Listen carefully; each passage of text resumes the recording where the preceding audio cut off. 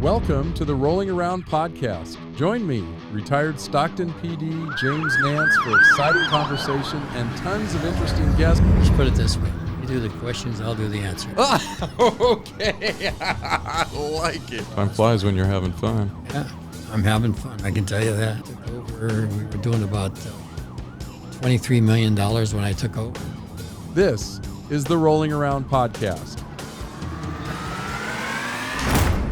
Is that a bad clap? How's that? Is that better? All right. Take the gloves off. Yeah. Yeah. Well, I am humbled to have you here. I'll say that. Gene Gini of Collins Electric. It is, whenever I asked you if you'd consider being on here, I was absolutely ecstatic when you said you would. Have I ever turned you down? Yeah, well, no. Now that you say that, we'll get into how long we've known each other here. Okay. I'm sure pretty soon. So you wanna start this by telling me where you're from? You know, how long you been in Stockton? Well, let's put it this way. You do the questions, I'll do the answer. Okay. I like it. How long? Where are you from? Stockton. How long you been in Stockton? All my life. All your life. So I just said that probably, 66, 67 years now, right around there? 3 months, it'd be 88 years. Really? Oh, my goodness. And you were on, wasn't it Swain? Yeah, right? Swain for 45 years. 45 years, yeah. And you, if I'm not mistaken, I think you were neighbors with the Spoletas, weren't you? Is that right, John Spoleta? I thought you guys lived on the same street there, right next to each other. You know Dennis Lobenberg. Remember that? Yeah. He was our neighbor. Oh, really? Mm-hmm. Next door neighbor. All right. And you were on Swain all the way until you bought your current house, right? Correct. Where you're at now. Mm-hmm. Yeah. Been there for 22 years. That's hard to believe. I wouldn't have. Time flies. Time flies when you're having fun. Yeah. I'm having fun. I can tell you that. Yeah. Well, how would you not? Did you always start out? Did you always know you were going to be an electrician, or how'd you start? We'll just get right into this. How'd you come to being the electrician titan of this area? I won't say titan. I think when I went into the service, I wanted to go in as a draftsman. But that was something that everybody got into, and then I just said, well, I'll go into become an electrician. And that's really? When I was in the service. Was after I left Fort Ord, they sent me back to Fort Lost in the Woods, Leonardwood. Fort Leonardwood. I've never heard it called that. Yeah, I called it that because it was lost in the woods. You didn't care for it? What branch? Army. Army. Yeah. All right. Yeah, I got back there in. I think it was December, mm-hmm. and those barracks were just they had you could look through the walls and you could see the sun on the other side, and then when you're in the service you have butt cans. That's where you do your business. Throw your cigarettes in. Oh, a bit of water in it. All right. The water would freeze. So the only way we would be able to stay warm at night was that we take the mattress off the bunk next to you and put it on top of you. I mean, it was really, really cold. That Very sounds cold. terrible. It was terrible. Yeah. What years was this? That would be 1959. Yeah. 1958, 1959. That sounds completely miserable. Yeah, well, it's over with. Yeah. It's all in the past now, right? Yeah. All in the past. And then whenever you got out, you just started writing the When I got out, I went. They were shooting High Times here in Stockton. Oh yeah, that was with Bing Crosby and God, I can't remember. Fabian. I was pretty good friends with Fabian. Yeah. I showed up one day at my mother-in-law's house. Not my mother-in-law then, but I was dating Diane. Mm-hmm. Showed up, and at that time I had a Porsche as well. That was the first car I purchased before I got married. Anyway, showed up with Fabian in the car, and everybody was Pretty impressed. Yeah, I'll bet they were. Oh man, have you ever not had a Porsche? Oh yeah, Really? yeah. Because by then, when we got married, we had 2 children, so I had to get Oof. another car. Man, little money sponges, aren't they? Yes, they are. Yeah, and people think whenever they move out of the house that's going to change, but I don't know that it does. I don't know that it does. No. We're very fortunate. Yeah. We have 3 boys that are pretty good. Actually, they're running the company now. Yep. I figured we would. I figured we'd get into that pretty soon. So, you just kept on. You got out of the service, and Got out of the service, did that, and then at that time I was looking to do whatever I was going to do. Called my grandmother and I said, "Can you get me an interview with John Domolini?" He was the one president of the company. Yeah. And her sister was his mother, and that's how it all started. I gotcha. All right. And how long do you work for? Him? For John? Yeah. Till they retired. And if I'm not mistaken, that was on the corner of like I-5 and Charter, right? Isn't that where Nomolini Construction was? No, that's his brother. Oh, That's his brother. I didn't know that. We were on Fremont Street, right down from the arena. Where Collins Electric used to be? Mm-hmm. Oh, I had no idea. I never put those two together. I mean, I didn't know there was more than one. Yeah, more than one. 611 West. Yeah, West Fremont. Yeah, That's right. I remember that. Huh. I had no idea. we used to walk from that office just to the arena. Oh yeah.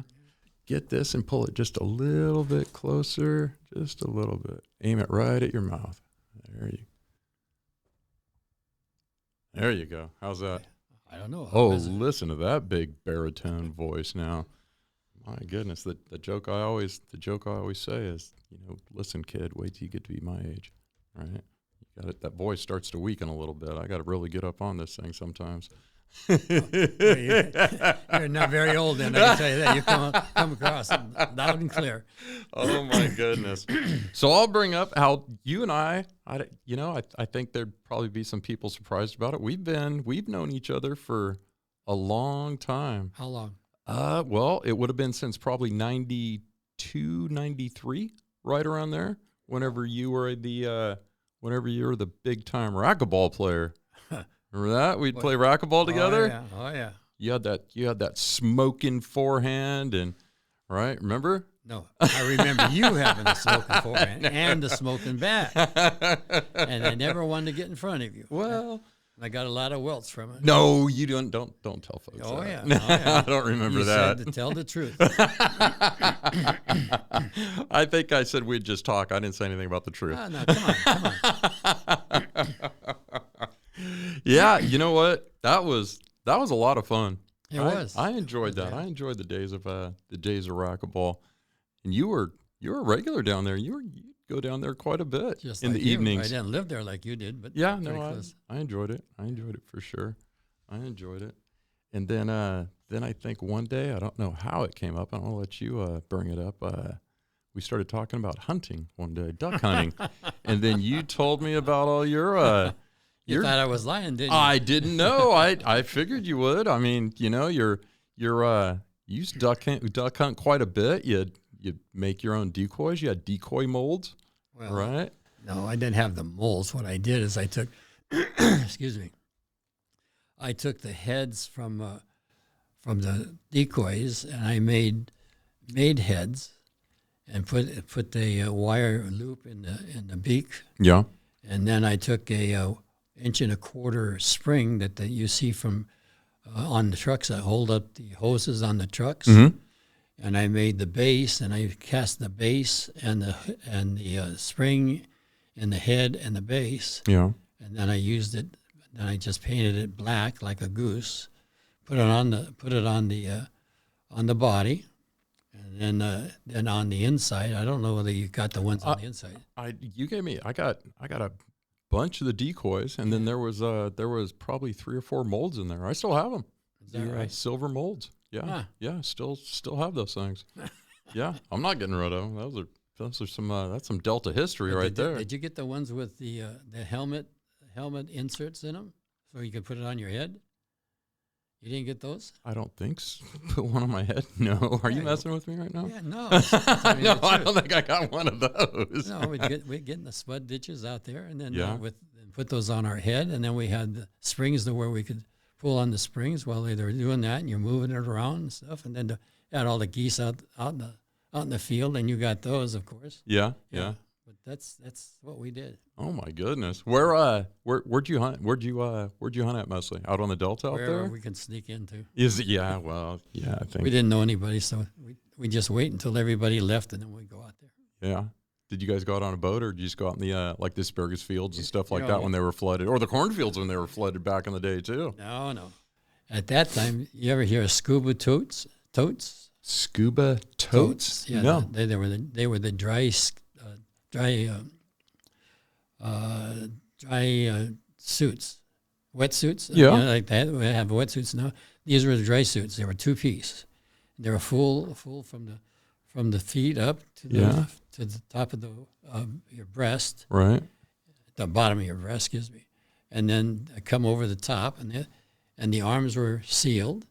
You sealed up here, and then we would put cords on, cord pants on and tennis shoes, and then we would have inner tubes, Yeah. and we'd jump either in the river, swim across the river to the islands after everybody had left, jump into the spud ditches. Sometimes we'd have to break the ice to get in there, and then we'd go down to where the birds were.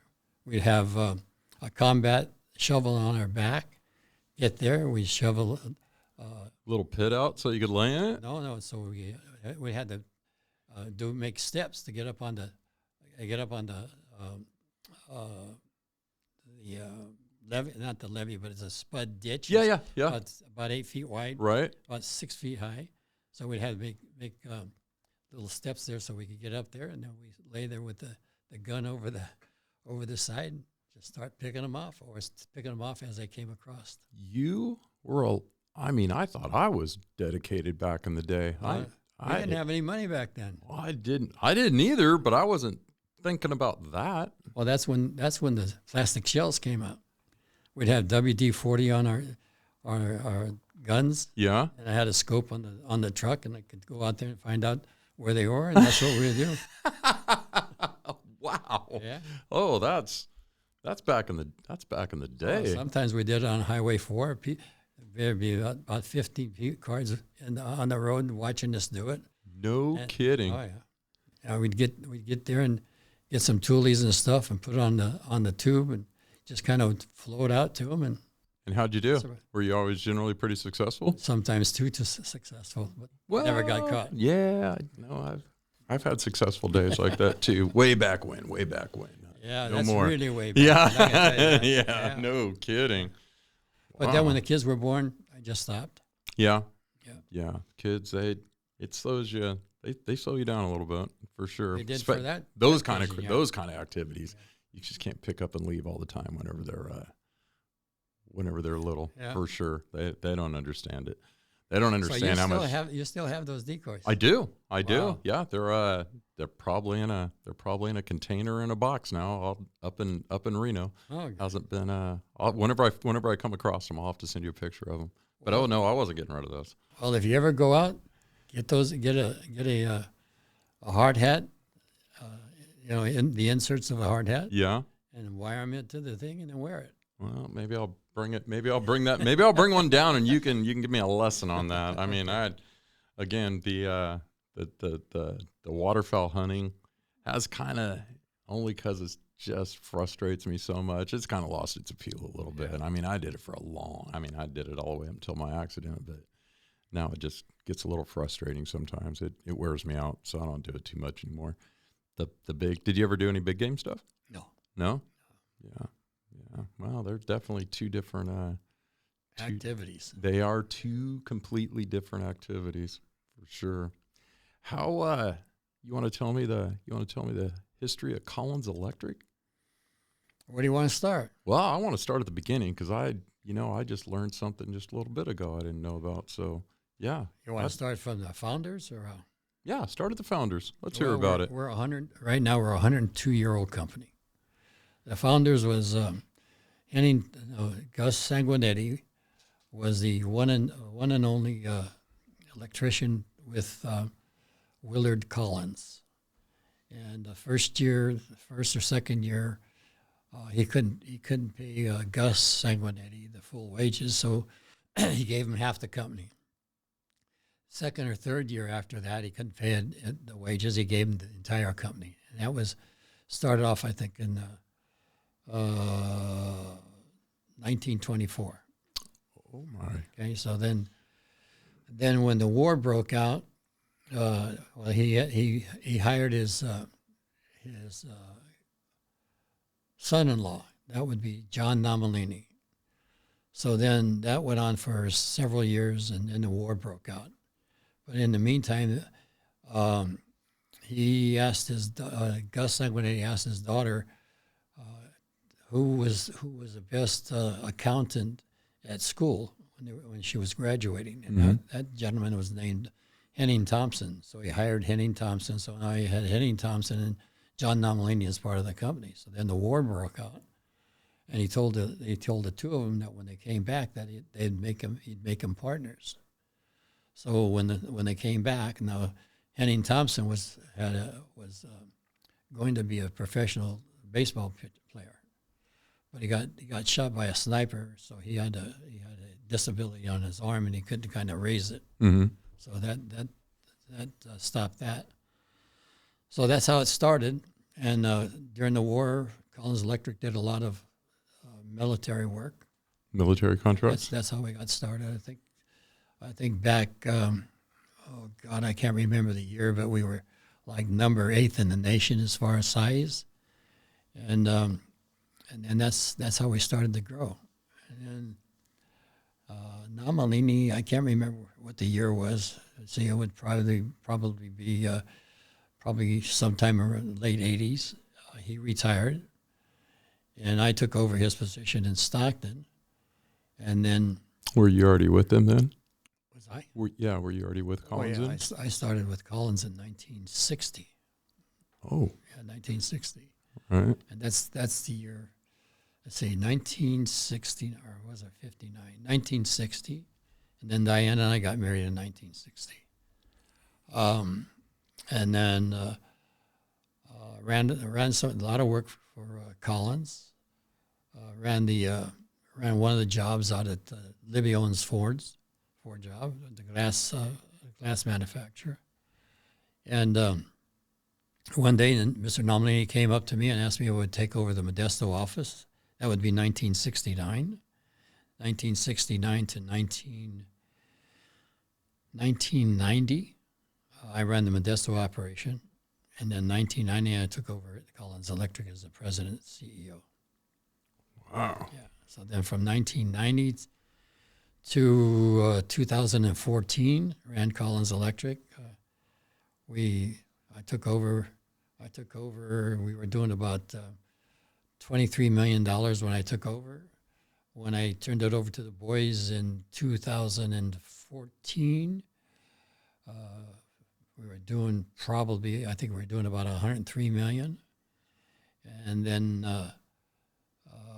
this last fiscal year, I think we're doing $280 million. And the forecasting for next year to over about $315 million. Clearly successful. Yeah. Clearly. And you had I didn't realize until you told me before this that you had there was a Collins Electric in Reno. There was one in Sand City, but Marina now. Yep. Modesto. Yep. Is there any others? Fresno. Is there any others I'm forgetting about? Sacramento. Livermore. How many is that? I think 5. In Modesto. It's got to be 5 or 6. 6, yeah. Probably 6. 5 or 6, yeah. Yeah. And you still have the one and still have them, well, all except Reno? Yes, I got rid of Reno. I can't even remember when it was, to be honest with you. Yeah.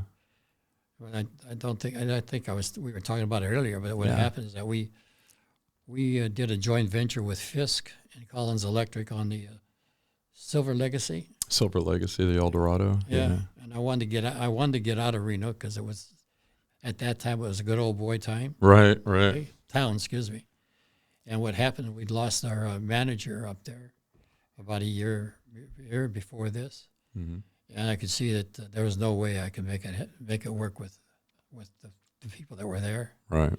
So I told Fisk Electric, you get me out of Reno, I'll give you a Silver Legacy. And I was gone. They were happy. I'll bet they were. Yeah, they got two birds with one stone. Yeah, Big very account. They lucky. got rid of competition. Very lucky. Wow. And is Stockton, has it always been kind of the headquarters? I mean, like Yes. where everything's operated out of? Yes. Yeah. And I had 611 West Fremont. I remember that one. And then what was it in? Had to have been in the 2000s sometime that you moved out there off Arch Road, right? Yeah, 3412 Metro Drive. Yeah. How long ago was that? Oh God. That was. Don't It ask had me to have that. been. 2003 or 2005, something like that. I was going to say 15 years ago, Yeah. thereabouts. Yeah, And that building languished there for 7 years before we bought it. Did it used to be, and I could be wrong, did it used to be rock bottom beds or Yes, it something like was. that? Yeah. But that was yellow at that time. Yep. I remember that. Yeah. Then when the The big downturn yellow came, building. Yeah. downturn came. The big story behind it, but long story short, we purchased it. Yeah. And you got, I know he's a fan of them over there. That light show, those lights you have on the, but let me tell you, if you have not seen Collins Electric after dark, everybody needs to do themselves a favor and go drive by. There's a that wonderful place. backstory on that. Oh, I want to hear it. Yeah.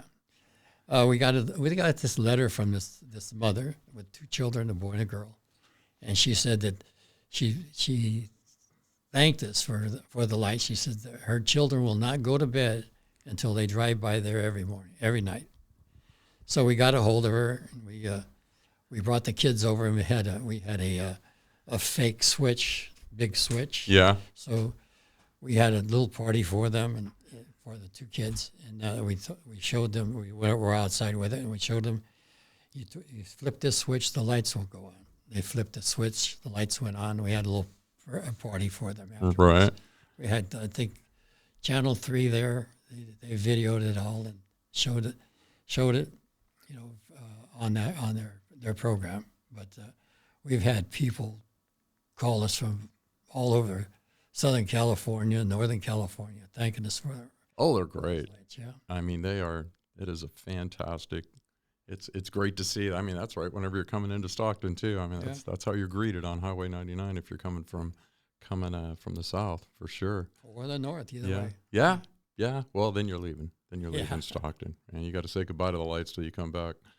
So yeah, no, that's pretty neat. You've always been very, very kind to the city of Stockton, and certainly the people of Stockton. You want to talk about some of your philanthropy over the years? Well, we figured that if we make it, we're going to spend it for the non-union. I mean, the nonprofits. At one time, I think, what happens when you sit at my desk, you get these things every week. You sign off on it, or you don't do it, and you don't realize how many you're signing off on. And one day, one of the girls came in and says, "Gene, you're signing off on about 120 nonprofits in San Joaquin County." Mm-hmm. So that I don't think we're doing that now, but we usually are. We're not one, but we're usually in the second spot when it comes to nonprofits, and we try to maintain that as much as we can. Well, We have some really the Genie name and Collins Electric certainly has left a mark for sure. We hope so. I'm sure it'll go on for who knows how long. well. As long no as doubt. the boys are there, they're doing the same thing. They have the same. Yeah. They have the same feelings. Are you driving them crazy? Do you still show up to the office, just keep your eye on them, or No. Did they change the locks on you?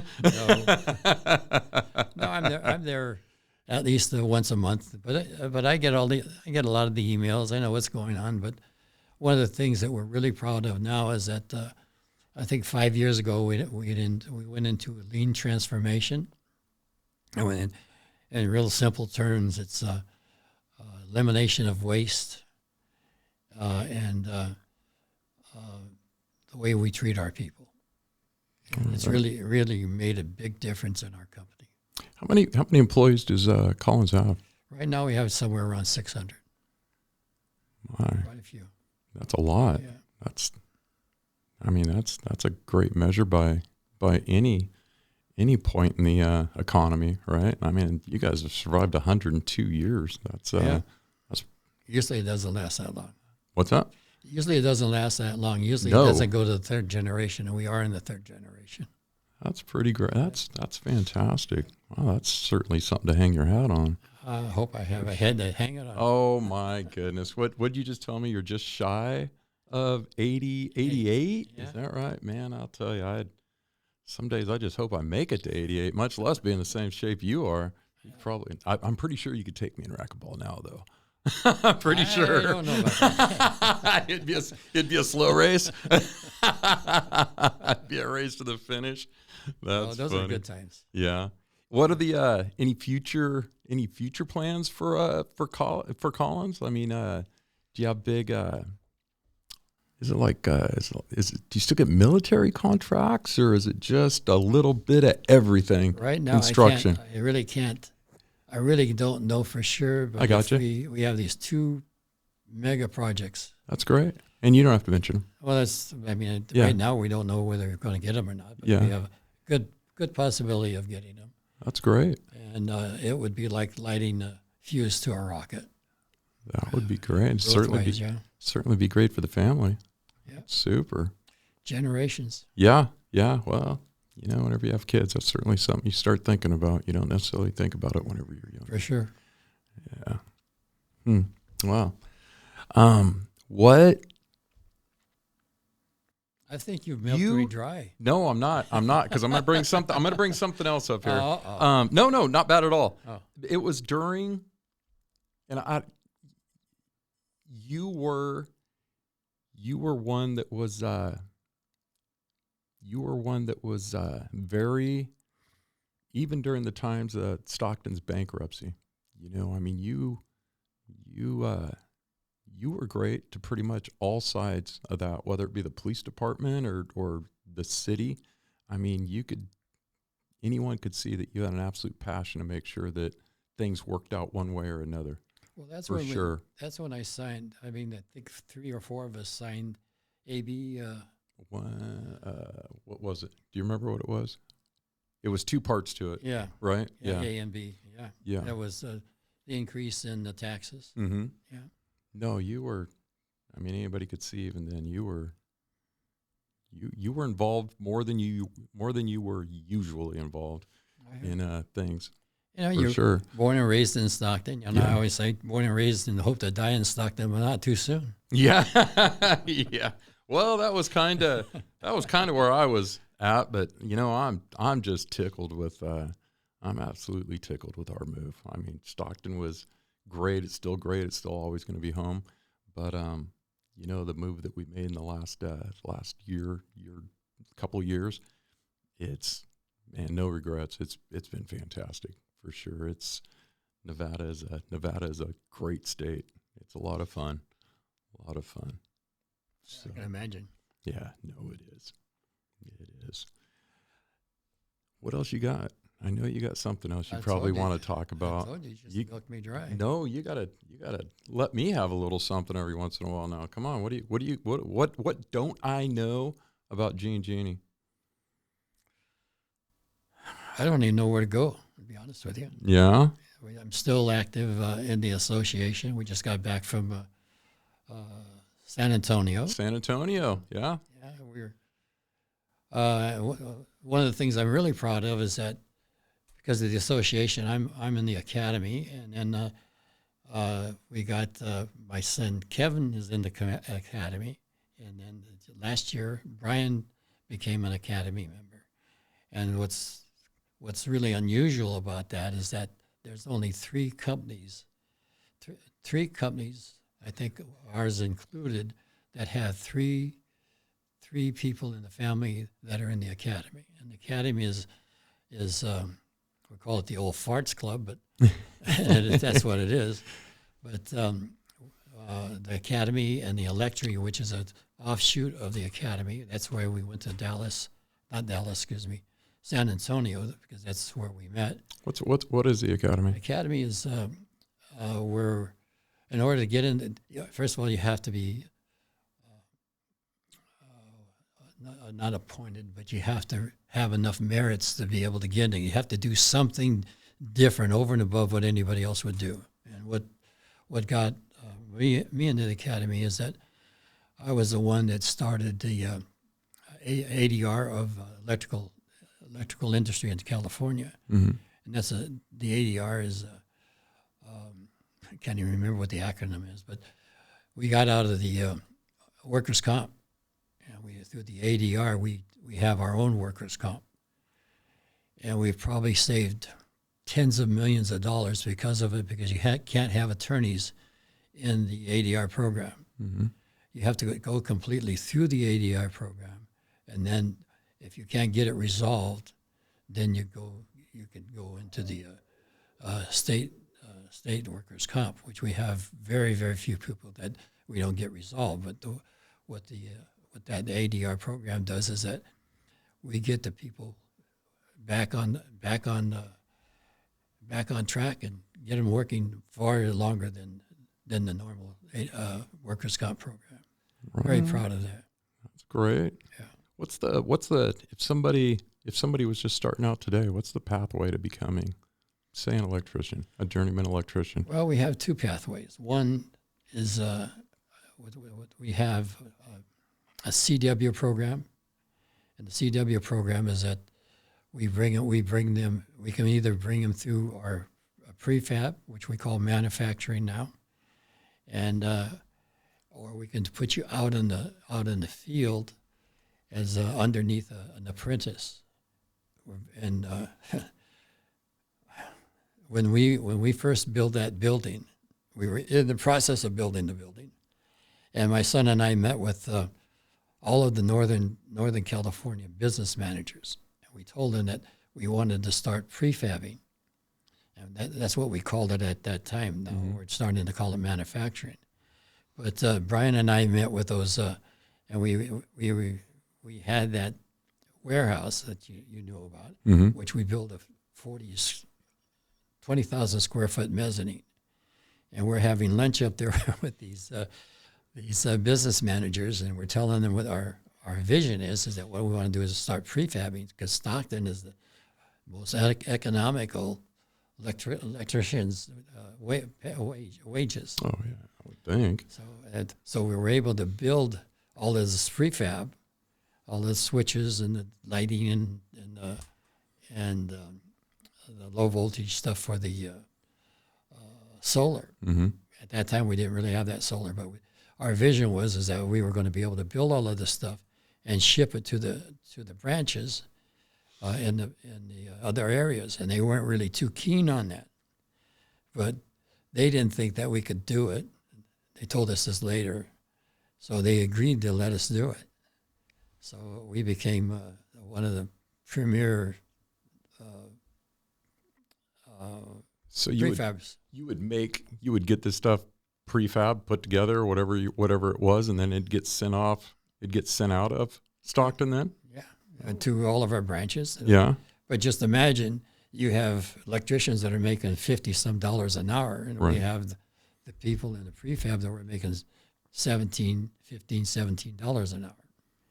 And then we did all of the engineering ahead of time, so that way we could figure out where we're going to send out at the job site. It's pretty complicated. It's not easy to explain, but Yeah. that's really been helpful for us. That's gives us the ability to be competitive with the non-unions. Right on. Yeah.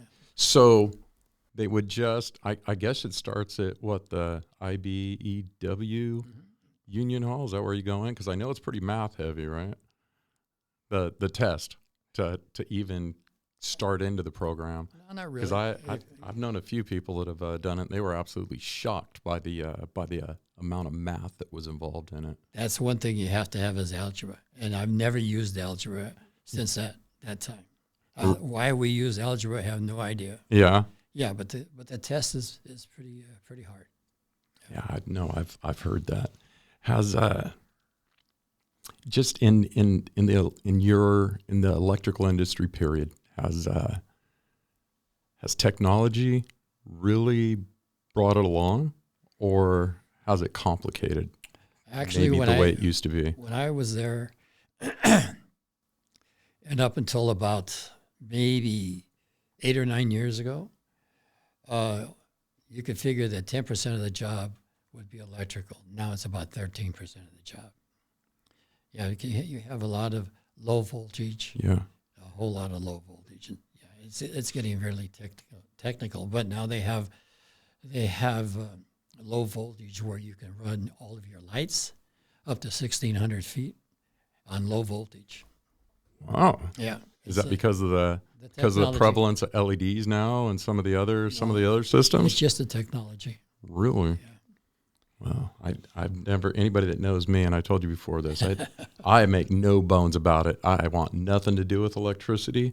I say all the time, I can change the batteries in a TV remote. I just want nothing to do with it. There's other people that they have a much, much bigger aptitude for that. Yeah. And it does not make sense to me. Well, that low voltage technology has really taken it. It's really been good for the owner, because you can run all the light fixtures and stuff on wire that's no bigger than how do I explain it? Does the Very small wire. Oh yeah? Does the low voltage? Nope, I guess it wouldn't. I was just thinking if it would help maybe an aging building that had some older components in it. Oh sure. But it's not going to be as much draw then on that aging wire, right? I mean, well, you don't. You just rewire it. Yeah. I mean, you know what bell wire is? No. You know, with the wire that you run a push button for your your doorbell? Doorbell. Oh yeah. I know what that is. That's the size of wire that they use now. Oh, that's tiny. Yeah. So that when it happens, you can run it long distance. Yeah. Then you have a transformer, and then you run it longer distances. But it's a new technology. It's gonna hurt and help. excuse me, help the industry, but anybody can do it. You don't have to have a license for it. That's the issue that we're going to be facing as far as electrical contractors. Wow, that's great. Well, it is. You have definitely, since I started this little podcast project of mine that I'm just doing nothing but having a good time with, you've certainly been one I've always looked forward to being able to talk to. And whenever I called you last week and you were in San Antonio, I was like, Mike, San Antonio, you have to call me back if you're in San Antonio. No, it's been absolutely wonderful having you on here. Is there anything that I left out? Because I don't want to just sit here. You already said I milked you dry. I don't want to beat you up too bad. But my goodness, I wouldn't know where to go. Your philanthropy in this town, and just the name Gene Gini and Diane, of course, and Collins Electric. You have to have your head in the sand if you don't know any of those names, and you've been here any distance for sure. Well, thank you for that. You have been fantastic to this town. So thank you. I appreciate it. Thank you for being on here. And yes, sir. Yes, sir. And you're looking awfully damn sharp. You've always been the snappy dresser with the shirts. I like that. You got to get rid of those reading glasses and get real glasses. Well, like you have? Yeah. Ideally, I'd like to, if you remember, I didn't wear glasses till after my accident. Yeah. And I guess my head wasn't meant to hit whether or not it had a helmet on, whether it wasn't meant to hit a windshield that hard. Yeah. But they've kind of been talking, I found just a great optometrist up in Reno. And, I think there's ways to get this cornea out of my left eye and do a cornea replacement and a few other little things and maybe get me back to where I don't need glasses at all. And that would be ideal, because these glasses, they mess up They mess up me looking through a rifle scope. I don't like looking through a bow sight, through a peep sight. I mean, and these are progressives. I mean, if somebody's not used to progressives, you know, like I give them to Catherine every once in a while. She can't even put them on. She says she's going to get sick. But they took me a little while to get used to. I got a few tips and tricks to them, but I'm feeling now I've just kind of used to them. In fact, at nighttime, every once in a while I'll read before I go to sleep, or I'll look at my phone, and I'll wake up the next morning, they're still on my face. I mean, it's not like I toss and turn. I mean, you know, right? How I go to sleep, that's how I'm going to be when I wake up. In that respect, we're the same. Yeah. I sleep on my back and they stay on my back. Yeah. I don't toss and turn anymore. Well, thank you again. Please say hi to Diane for sure. And it's been great having the Collins Electric and the Gene Gini on here for sure. I don't know about that. The Gene Gini. Yeah. No. All right. Thank you, sir. Take care. All right. Love you. You just experienced the Rolling Around podcast.